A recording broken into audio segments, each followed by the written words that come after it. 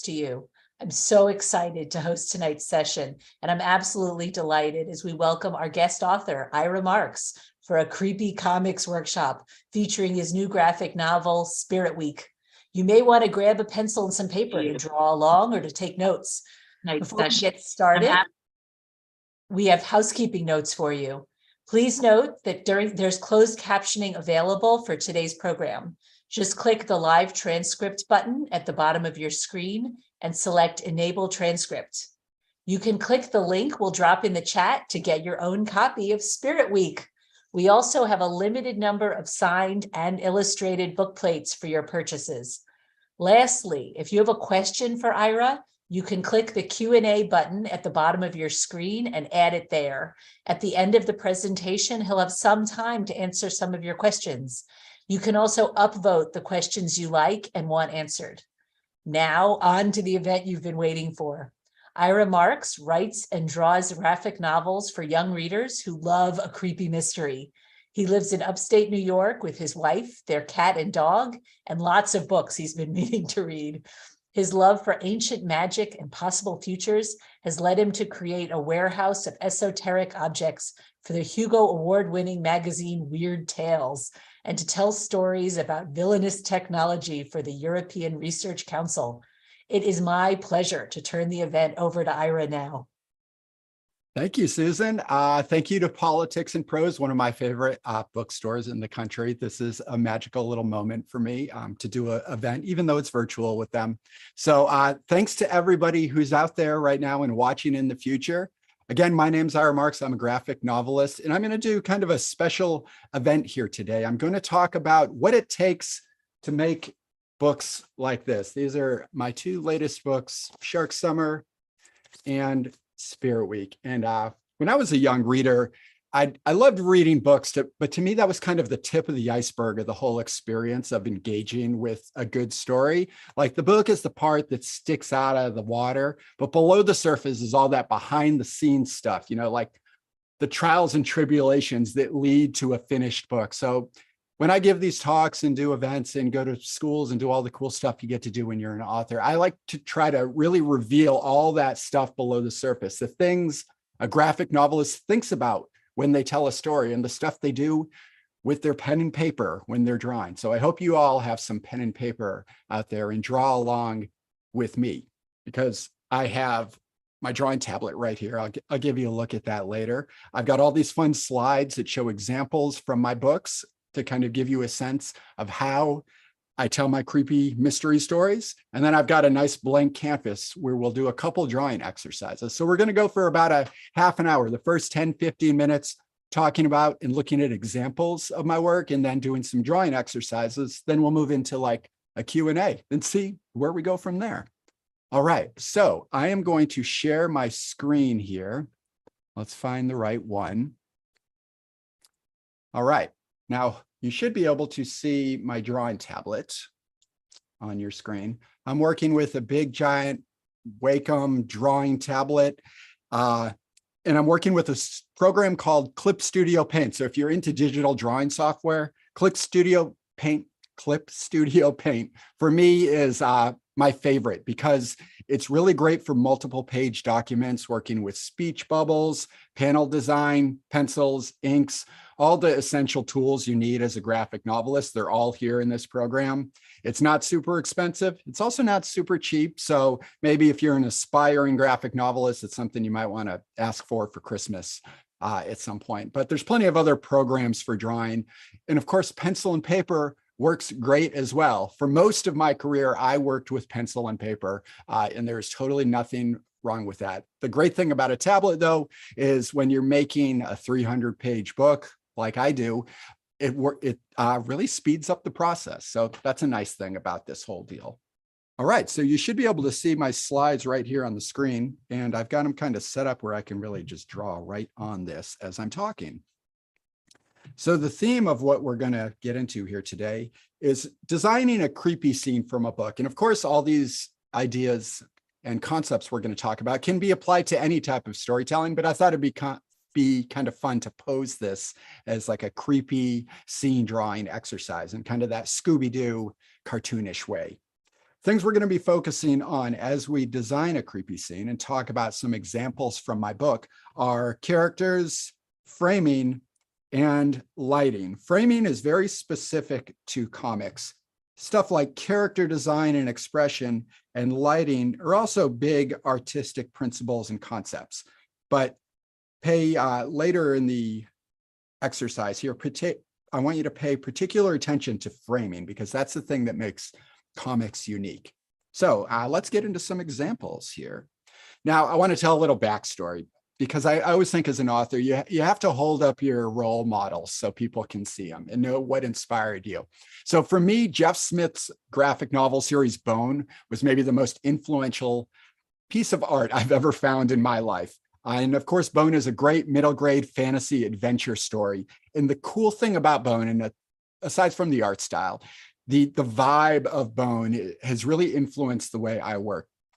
Now, when you look at Bone, there's many pages of fun, charming, cute cartoon storytelling, but there's also many great moments of creepy terror. And that balance of kind of Disney-ish vintage cartoon art and spooky, creepy, intense, darker fantasy elements is really the balance I try to find in my own work. This kind of cute, playful energy with dark and creepy mashed up together. And I just want to show you an excerpt from a Bone comic that has stuck with me since I first encountered it when I was about 12 or 13 years old.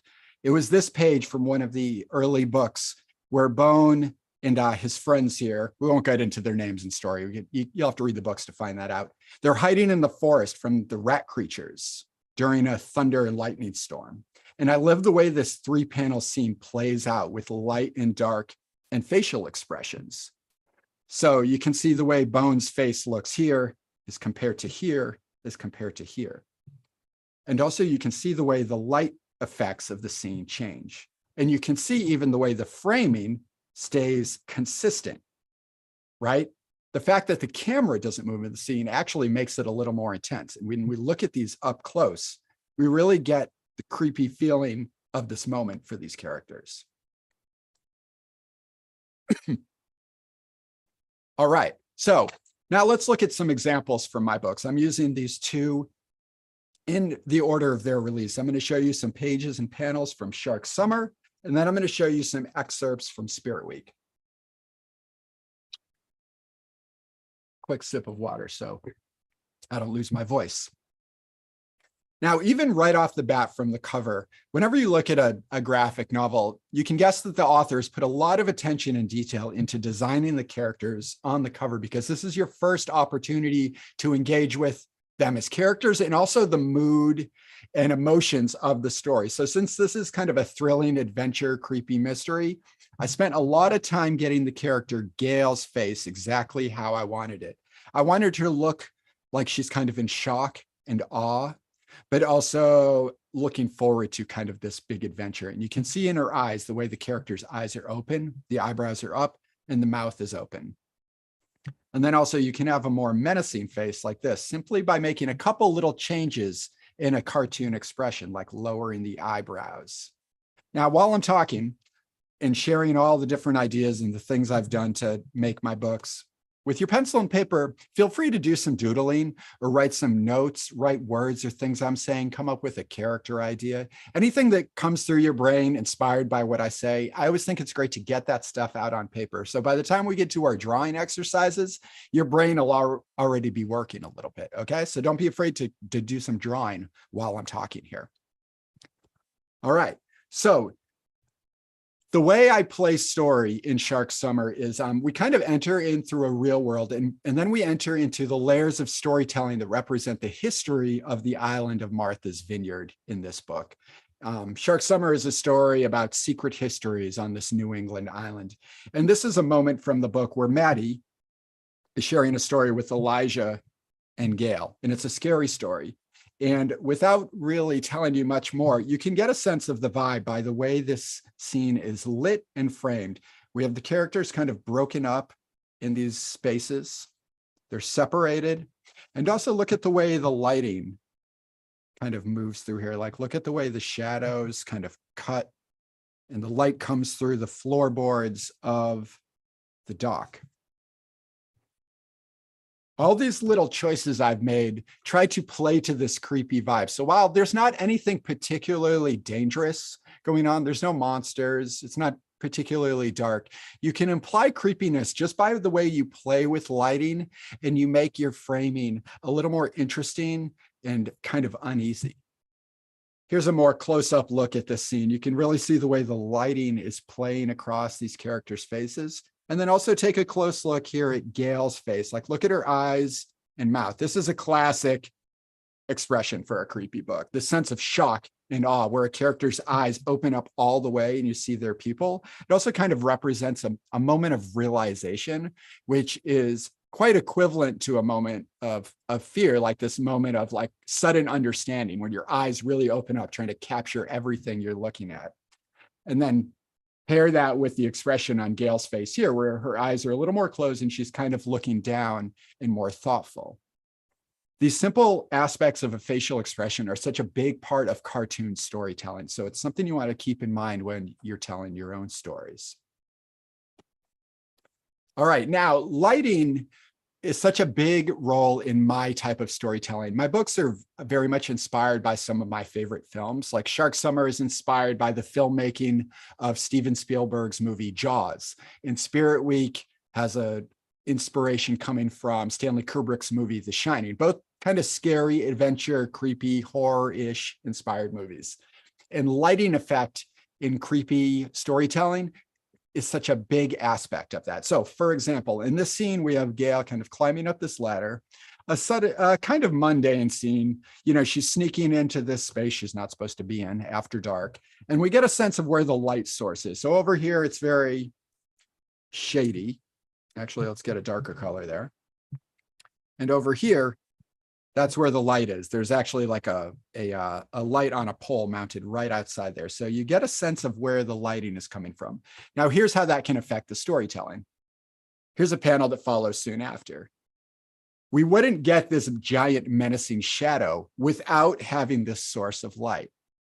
And while you might not notice that source of light in the book, your brain is kind of registering it anyway. And it adds a believability and kind of a sense of weight and realism to this shadow effect by knowing where the light source is.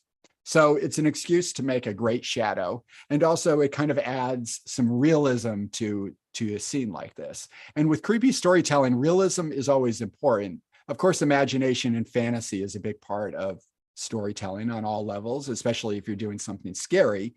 But grounding a story in some aspects of reality actually makes the fearful stuff even weightier.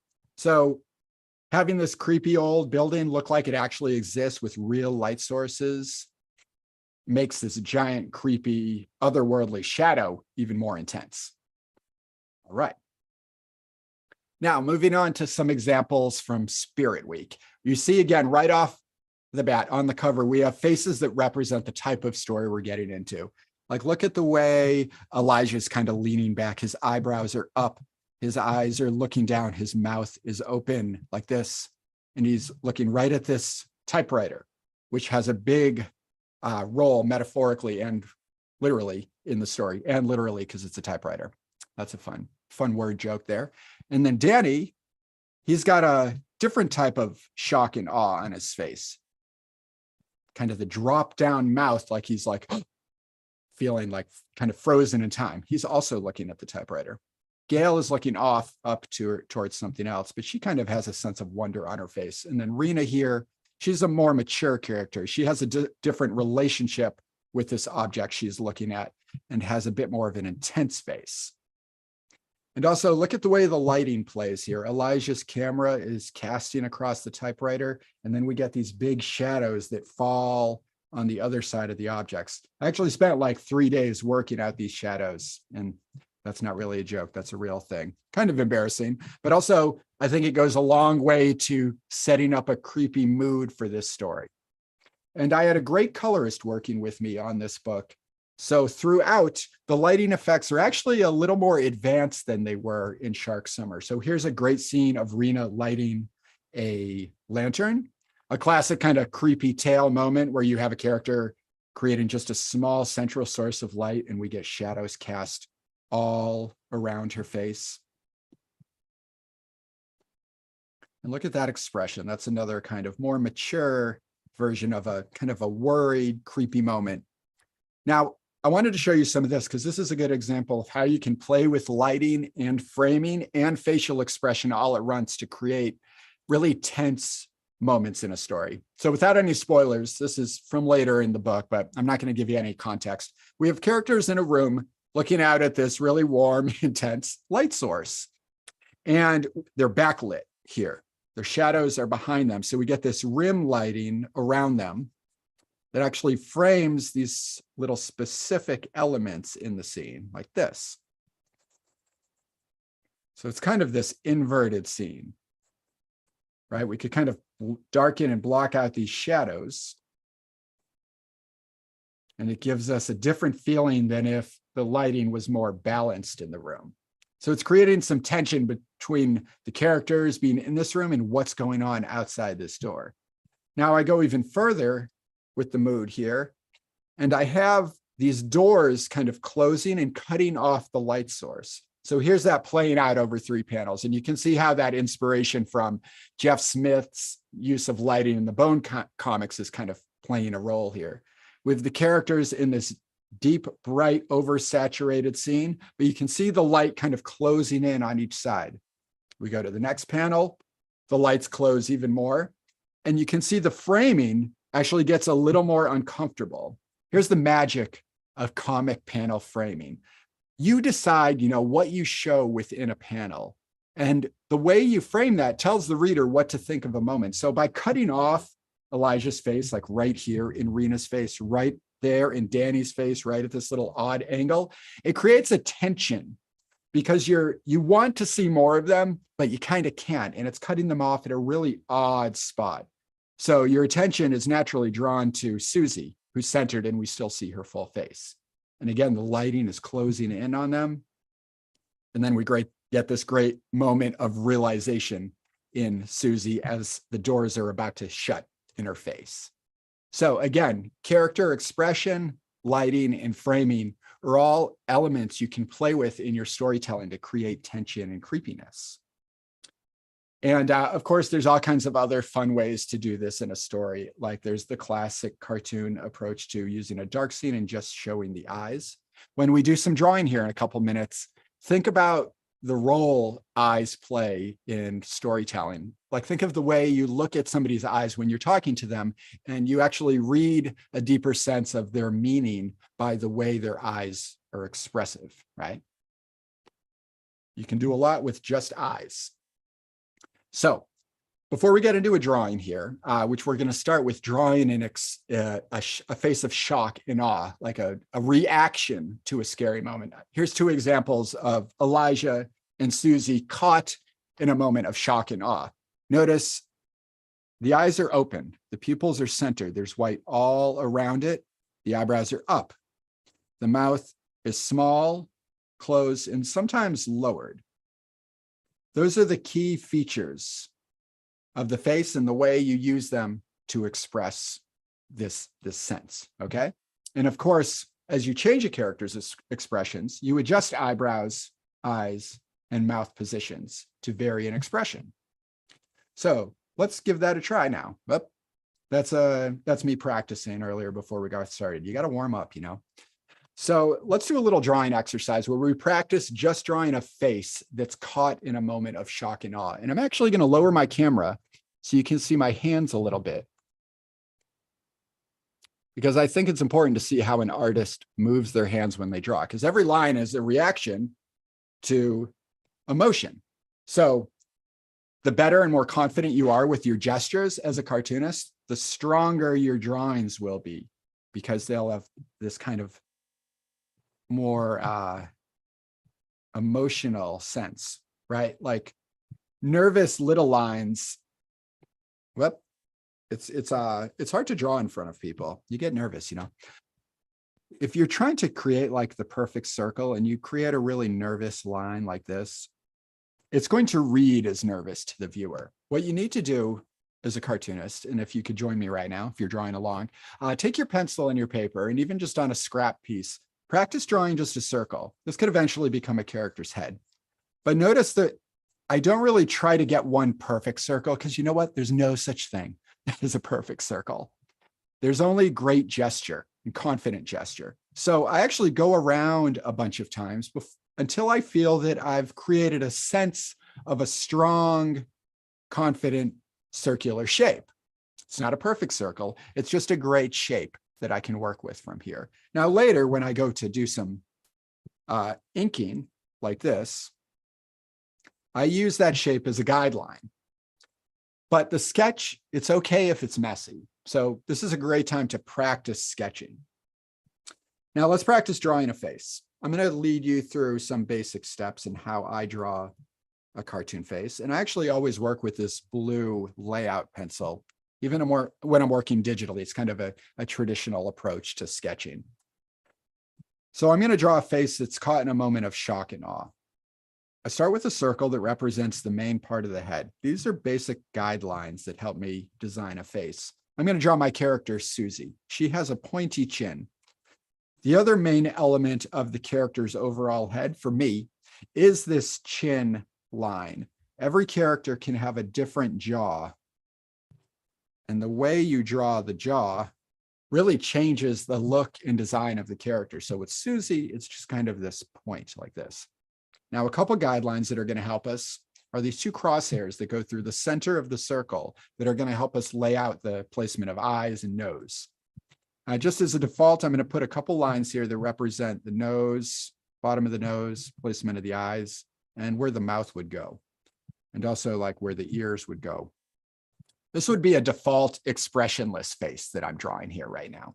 Now, to enhance this and give it a sense of shock and awe, when I add the pupils or the circles to represent the pupils, I make them very large and I center them over where the center pupil would be. So we have the eye like this, and Suzy's nose is actually kind of this turned up triangle. We place that there. And now the placement of the mouth can be different depending on the expression, right? So like if the character is screaming like, "Wah!" you could do a big open shape like that. Notice it crosses right over the bottom of that circle line and midway through the jaw. If a character is caught in silence, sometimes you just use a simple small shape like this. Or if a character is getting really expressive, you drop the jaw down and make a big shape like that.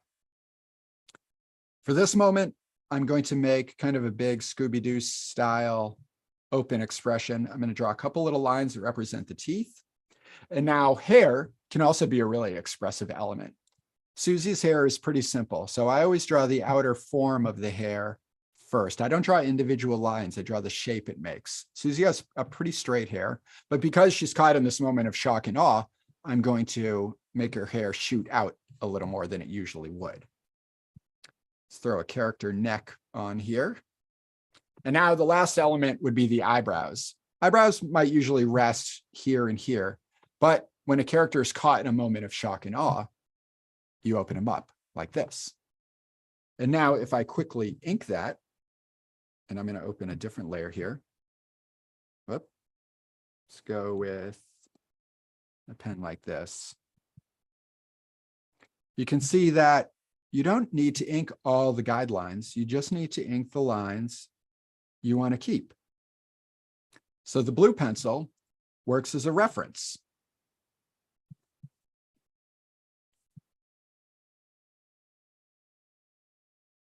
And there we go. We have this intense sense of shock and awe in this character's face.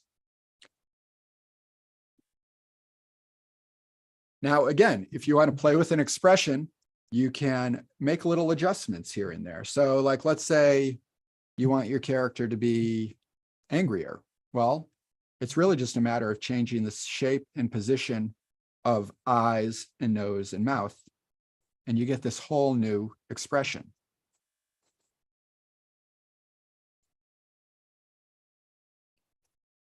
But let's get some pupils in there.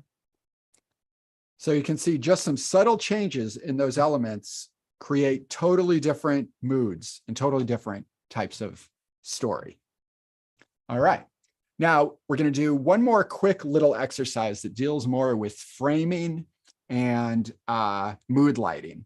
So let's take a story beat. Let's take a moment in a story where a character walks upon walks into something in the dark that scares them and they have a flashlight. So in my books, there's this little thing you might notice if you're really paying attention. Elijah's kind of creeped out by frogs. So I'm going to draw a panel where Elijah is encountering a frog and getting scared. Now, I'm going to draw it a couple different ways because something you don't think about when you're beginning as a cartoonist is that there's multiple ways to represent a moment in time. So like here's 4 panels just sketched out as loose thumbnails.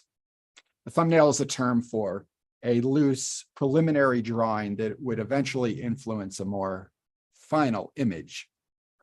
And I'm going to draw this idea of Elijah coming across a scary frog with his flashlight in 4 different ways. And as the artist, I get to choose which one of those might best work for the story I'm trying to tell.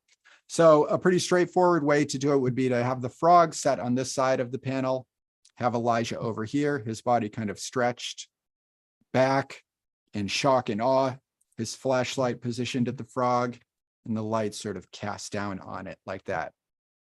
Blah. That's a really loose, simple drawing, but actually that's as much as you really need for a thumbnail. As long as you're communicating to yourself the key elements of character, emotional state, mood, body language, pose, and then the framing of the scene, you've got an efficient, effective thumbnail. So that's one example of how to tell this story. Let's look at another one. We could have Elijah screaming from off panel, ah, and then we could show a close-up of the creepy frog.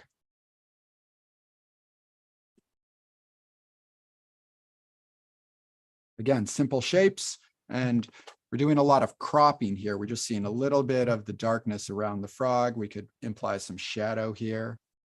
So that's more from like the frog's point of view. We're getting a good hard look at this creepy little frog. He's not so creepy, actually. I don't know, Elijah, you could relax a little bit. Maybe he's friendly. See? There's example number 2. Let's try a third way to draw this kind of creepy little scene. Maybe we want to see how Elijah is reacting to this without all this extra stuff like the flashlight and the frog. We could do a close-up of his face. And while he has a completely different face than Suzy, the basic rules are the same. Big open eyes, lots of white, small pupils, exaggerated eyebrows going up and away, and a big open mouth. Maybe we'll even see his tongue. And then with cartooning, you get this extra bit of language called emotive line art. So like I could draw these exaggeration lines around his face that show that he's screaming without actually using like a speech bubble. There's another way to represent that moment. And now let's do one more. And then we're going to shift gears over into some Q&A and maybe a little more drawing and whatnot. So let's try a 4th version. So this one, I'm going to add a sense of depth to the scene. So far, these have been fairly flat. So let's put the frog in the foreground. We're seeing it from behind, so it's cast in shadow. And Elijah is over here, shining his light forward, out at the frog. So we're getting a clear look at his face, but he's really shrunk down in the composition. And we could even enlarge the frog a little bit to make it go outside the panel to make it look more menacing and scary, because you can't quite tell exactly what he's looking at, but you can tell how he's reacting to it. So there are 4 examples of framing a character and a creepy action moment scene for a story. Now, you could look at these and you could decide maybe one is the best way to do it because it shows everything nice and evenly and cleanly. Somebody else might say, oh, you know what? I really like 2 because I think it's funny that we get a good look at the frog and he's not actually that scary. Somebody else might say 3 is great because we really see the character's facial expression. And somebody might say 4 is great because it's got a little bit of a sense of mystery to it. This is one of those kind of advanced things you start to really teach yourself to do as a cartoonist. You think of your options when planning a scene. So when you want to create a creepy story, think of the different ways you can pose your characters and scenes to kind of exaggerate that feeling. Okay? So that's kind of my little drawing exercise. I hope you've been drawing along, and I hope you maybe took some notes or got some cool ideas for stuff. And what we'll do is we're going to hop out of the screen sharing thing for a bit, and we're going to bring our good friend Susan back on. And maybe we've got some questions from the audience. Yeah. So I wanted to ask you something myself first. Do you often find, I loved how you had these 4 different ways of showing the exact same thing. Mhm. Do you often find that you go down one road and realize, no, another one would be better? Or do you kind of think it all through and then decide? Yeah, I try to leave myself really open. That's why my thumbnails are so loose and sketchy. And, other cartoonists have different methods. Some work a little more refined. Some might work even looser. But I like to find that middle ground where I don't make anything too precious and I leave myself open. So with thumbnails, it's like a first draft, really. It's like, let's get all the ideas out on the paper as much as possible. And then we go back through and revise. So you could almost think of it, I think of it in the way I think about writing prose, actually. So thumbnails, yeah, the goal is to leave opportunity. So yeah, that's a good point. So Daisy was wondering, what it is that you like about writing creepy stories? Oh, okay. So I'm scared of horror movies. I watch a lot of them, but they kind of give you that roller coaster feeling where you're like, I know this is safe, but I also feel very much in danger. And that's one reason I'm drawn to them, because that kind of combination of fun and fear is so fun for me to feel, and then in turn work with in my creative process. But also I've realized more recently, if you look at some of the great horror movies, the themes and ideas and types of characters that they're able to work with, there's a lot of great opportunities for really interesting storytelling that's unique to creepy tales and horror fiction. And I want that stuff to exist in my stories too. Like a story like Spirit Week wouldn't really work if it wasn't a creepy story. And there's so many ideas about friendship being put to the test through scary moments, a town that's living in fear and in the shadow of this bigger kind of infamous curse idea. Like you can talk about these real world things with creepy stories, and it exaggerates them in a way that really puts them out there and makes them memorable. So that's why I'm really drawn to that genre. Good question. Okay. And then questioning is, how do you figure out your character designs? Adrian is wondering. Oh, character designs. Yeah. Character designs are really rooted in preliminary shapes. So like if we look at the cover, get the glare out here, look at the cover of Shark Summer, you can see the characters each have kind of these distinguishing geometries that play on their faces and their design. So for example, Gail, our main character, she has kind of a long, slightly round face, but her nose really draws your attention. She has this long nose that she shares with her mom, and it kind of visually helps you connect her with the mom character because their relationship is so important. Now, Elijah is kind of like her best friend in this story. And I wanted him visually and design-wise to feel very different and also feel connected to his camera in a specific way. So I designed his eyes to be really large and lens-like. So his glasses are exaggerated so they feel like a camera lens. And I also wanted him to be very friendly and warm. And in classic cartoon design styles, round shapes like jelly bean type shapes feel friendlier than angular shapes. So I gave him kind of a jelly bean nose, and I rounded his jaw and gave him kind of a squishier face to make him look a little more huggable. And then a character like in the background, our antagonist, not really a villain, but a bit of an antagonist. We have Lex, and I default to giving her a villainous pointy nose because not that there's anything wrong with a pointy nose, but in cartoon language, pointier shapes feel a little more dangerous and upsetting and aggressive. So the principles of art are just at play here when you're designing your characters. Think of the basic shapes, the way viewers respond to them. Think of famous character designs, why they work, and try to bring some of those rules and guidelines to your work. So that's great. So Alice is wondering, is it fun or difficult to write a creepy comic? Oh, well, it can get difficult. I think the fun with this stuff is at the beginning, really, when you're coming up with all the cool ideas. They call that the blue sky phase, where you're just throwing ideas out and seeing what kind of comes of it. And then that's really fun. And to me, there's still more fun to be had, because with the creepy, especially a mystery type story, the plot really needs to connect in a way where you need to know where you're going, because you have to hint at stuff early on. It's like you have to peel back the layers of a story slowly when you're dealing with like a mystery and a creepy mystery. So I love working out the mechanics of that storytelling.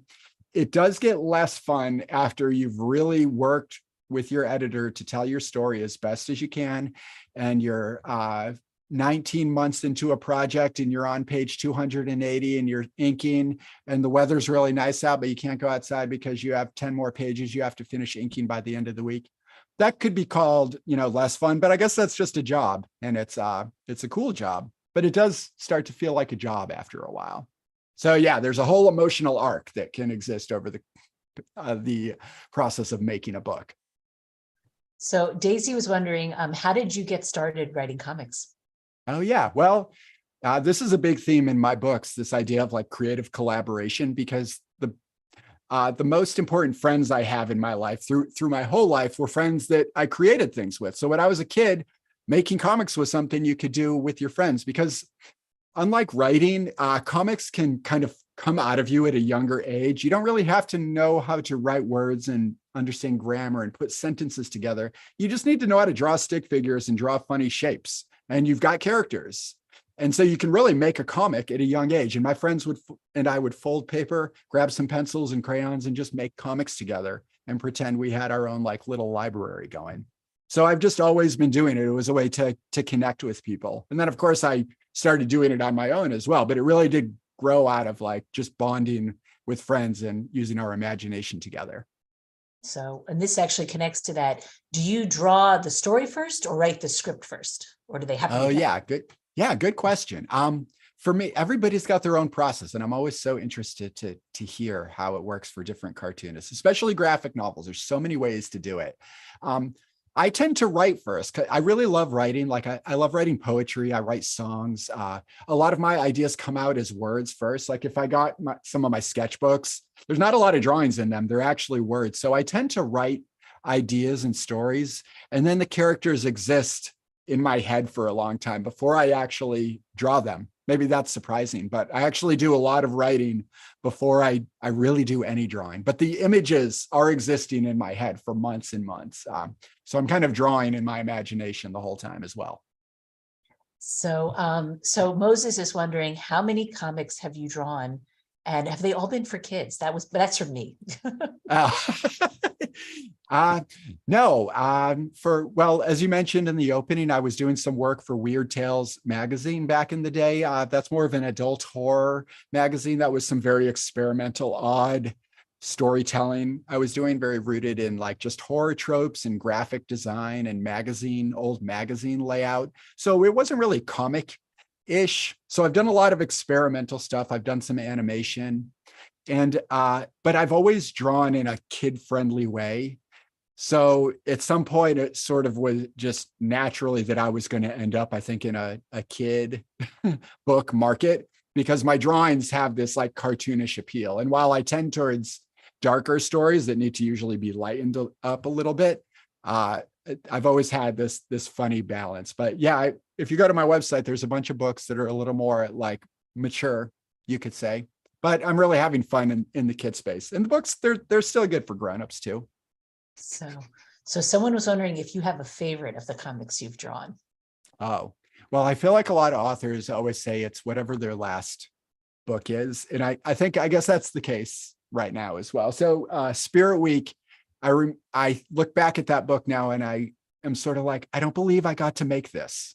And that's the first time I really felt that way with a project that had such a wide reach. It feels very much me to me, and the strange paths I go down with my creative process. And I'm grateful to my publisher and editor for letting me like go there with all that stuff. So for me right now, that book feels most me. So I'm going to have to say that that's my favorite for right now. So is there anything that you suggest for people who are trying to learn how to draw, of ways to go about it, things they should be doing?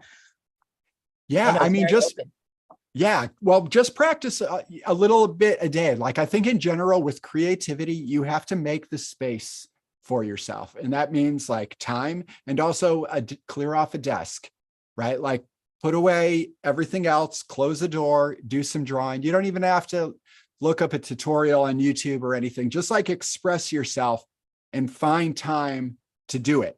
And that's going to add up really quickly. And pretty soon you'll be making more time and you'll be getting more serious about your process. And you'll start to trust your curiosity can result in like something interesting that other people are going to want to engage with. So, it's that Virginia Woolf room of one's own type of thing, like make room and time for yourself and it will naturally grow. So I don't have a specific tip or anything. It's just make time for your creative process. That's important. And tell your parents and teachers you need that time. That's important too. So you talked a bit about being inspired by Bone and Jeff Smith. Who are some of your favorite comic creators besides yourself? Yeah. So yeah, Bone and Jeff Smith. I always go back to him because he's like an iconic independent creator that I grew up reading. I would say Edward Gorey is my other big one too. Mm-hmm. Edward Gorey, you wouldn't really say he was a sequential comic artist, but he is a sequential artist, and his books are just very unique pieces of art. They're drawing from all these inspirations from different time periods. They seem to exist out of time in themselves, even though I was alive when Edward Gorey was alive for a little period of time, yet he seems to have existed in a weird, distant past. Look up his art.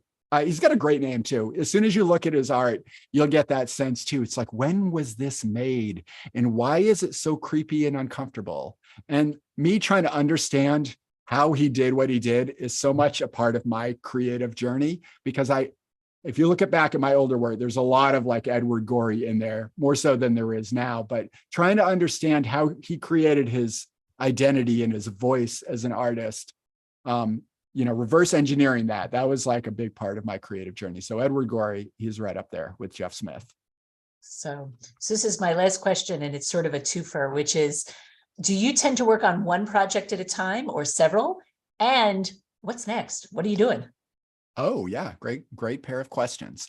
I have a lot of ideas. Like there's nothing scarier than a blank piece of paper. So I have, many Google Docs full of potential ideas that could be books or they could be disasters. It's all there.